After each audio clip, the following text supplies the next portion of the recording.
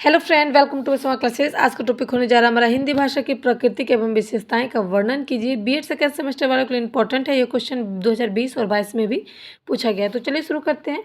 भाषा एक अर्जित संपत्ति है, पैतृक नहीं। यानी कि भाषा को सीखना पड़ता है, अर्जन करना पड़ता है। वो कोई बाप दादा की संपत्ति नहीं है, यानी कि पैतृक संपत्ति नहीं है। उसके बाद आता है भाषा वातावरणीय होती है, वंशानुगत नहीं। यानी कि जो हमारे परिवार वाले भाषा बोलेंगे वही भाषा हम बोलें ऐसा ज़रूरी नहीं है, क्योंकि हम जहाँ भी रहेंगे, अगर हमारे माता पिता गांव से बिलोंग करते हैं वो गांव की भाषा बोलेंगे। अगर हम शहर में रह रहे हैं, हमारा जन्म शहर में हुआ है, तो हम शहर की भाषा भी बोल सकते हैं। तो ये वंशों और पूर्वजों की भाषाएं नहीं बोलकर भी हम वातावरण जहाँ पर जैसा माहौल में रहेंगे वैसी भाषाएं हम सीखते हैं। ठीक है। तीसरा आता है भाषा एक सामाजिक वस्तु है। सही बात है, हम जिस समाज में रहेंगे हम उसी समाज का भाषा बोलेंगे। तो ये एक सामाजिक वस्तु है। भाषा निरंतर अभ्यास के द्वारा अर्जित की जाती है। सही बात है। बच्चा पैदा होते ही नहीं बोलने लगता है। वह एक एक शब्द को, एक एक वाक्य को, छोटे छोटे शब्द को बोलना शुरू करता है और बार बार वो एक ही शब्द को बोलता है। जैसे कि अगर हम कहते हैं पानी पी लो, तो वो भी पानी पानी करके 3-4 बार अगर बोलेगा, फिर उसे पता चलेगा ये रियल में पानी है। तो उसे बार बार अभ्यास करना पड़ता है, तभी जाके वो सीखता है।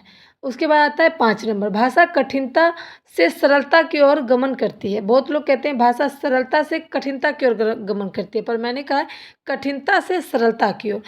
बच्चे जो हैं जन्म के बाद वो शब्द बोलते हैं, वाक्य बोलते हैं, और जो उन्हें जो सिखाया जाता है, जैसे कि हम शब्द बोले पानी, कठिन शब्द है, ये बोल लिया, लेकिन पा लिखना नहीं पता उसको, नी क्या होता है वो नहीं पता है, तो पहले वो कठिन शब्द बोलता है, फिर उसको सरल चीज़ें सिखाई जाती है जो कि उसे कठिन लगता है। लेकिन एक्चुअली में भाषा कठिन शब्द बच्चे सीखते हैं, उसके बाद उसको सरलता चीज़ एक एक चीज़ बताया जाता है कि पानी को कैसे लिखना है, कहाँ से शुरू होता है, किस लेटर में आता है, किस वर्ण में आता है, इसको बताया जाता है।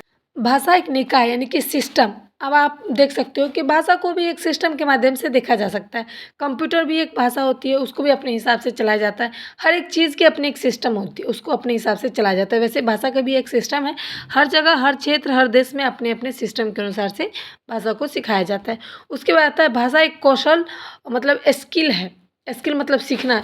अब बिहार के लोग भी इंग्लिश बोलते हैं और फारसी बोलते हैं, उर्दू बोलते हैं। क्यों? क्योंकि भाषा जो है वो एक स्किल है, कोर्स टाइप, जो उससे बच्चे सीख सकते हैं। वो एक ज्ञान की चीज़ें हैं। भाषा कोई भी भाषा बोल सकता है बच्चा, कोई भी भाषा, कोई भी देश का भाषा आराम से बोल सकता है। वो एक स्किल है। ठीक है। 8 नंबर आता है भाषा परिवर्तनशील होती है। सही बात है। पहले संस्कृत भाषा थी, फिर अपभ्रंश हुई, फिर पाली बनी, पाली से फिर हिंदी बनी। तो वैसे ही हर एक भाषा जो है, हर एक क्षेत्रों की जो भाषा है वो हमेशा परिवर्तनशील होता है। कुछ ना कुछ परिवर्तन होते ही रहता है, साल 2 साल 4 साल में होता है। उसके बाद आता है 9 नंबर, भाषा अभिव्यक्ति का एक साधन है। भाषा यानी कि एक व्यक्ति को दूसरे व्यक्ति में जो संपर्क बनते हैं, बातचीत बनती है, वो भाषा ही बनाता है। उसके बाद आता है भाषा एक नियमबद्ध व्यवस्थित है। सही बात है। भाषा अगर कोई बच्चा सीखता है या कुछ भी होता है, तो वो उसका एक नियम है, कानून है, कायदा है, उसके अनुसार से ही उसको बनाया गया है। अब देखेंगे सभी भाषाएं एक दूसरे से अलग होती है। सही बात है। हर एक क्षेत्र की, हर एक देश की अलग अलग भाषाएं होती है। इसीलिए बच्चे अपनी भाषा जल्दी सीख पाते हैं, दूसरों की भाषा कम, क्योंकि वो भाषा उनको जन्म से सुनने को नहीं मिलता है, देखने को नहीं मिलता है, और ना ही उनके प्रति इच्छा होती है। जब वो बड़े होते हैं तो उनको लगता है ये सूटेबल है, ये मेरे लिए फ़ायदेमंद है, जब भी वो अन्य देशों की भाषा सीखते हैं। अब आता है 12 नंबर, भाषा अपने क्षेत्र से संबंधित होता है। सही बात है।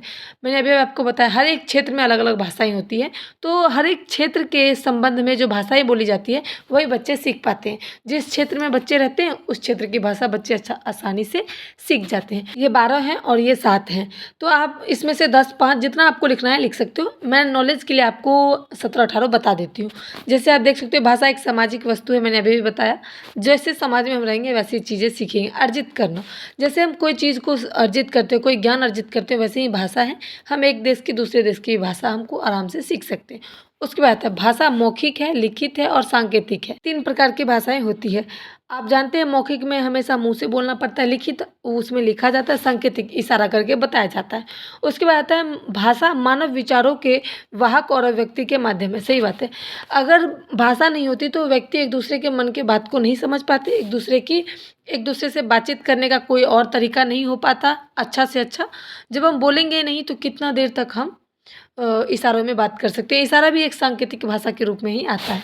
अब देखेंगे भाषा व्यापक है, यानी कि भाषा सब चीज़ का एक अलग ही लुक है, मतलब साधन है, लुक मिस्टेक हो गया, एक अलग ही देखने का नज़रिया है। अब देखेंगे भाषा गतिशील और परिवर्तनशील है। सही बात है, परिवर्तनशील मैंने बताया, गतिशील मतलब तेज़ी से गति करती रहती है। कभी कभी हम कोई चीज़ में विकास भी करना होता है, उसे हम गतिशील भी कह सकते हैं। अब देखेंगे प्रत्येक भाषा का ढांचा स्वतंत्र होता है, यानी कि अगर कोई भी क्षेत्र, कोई भी देश का जो भाषा होती है उसकी ढांचा पहले से तैयार होती है, उसे बनाने की कोई ज़रूरत नहीं पड़ती है, वो बनी बनाई होती है। अगर भाषा को न्यू रूप देना पड़ा तो उसे हम गतिशील या फिर परिवर्तनशील कह सकते हैं। उम्मीद करती हूँ कि इस टॉपिक को मैंने अच्छे से समझाया। अगर आपको समझ में आए तो please like share support. Thanks for watching my video.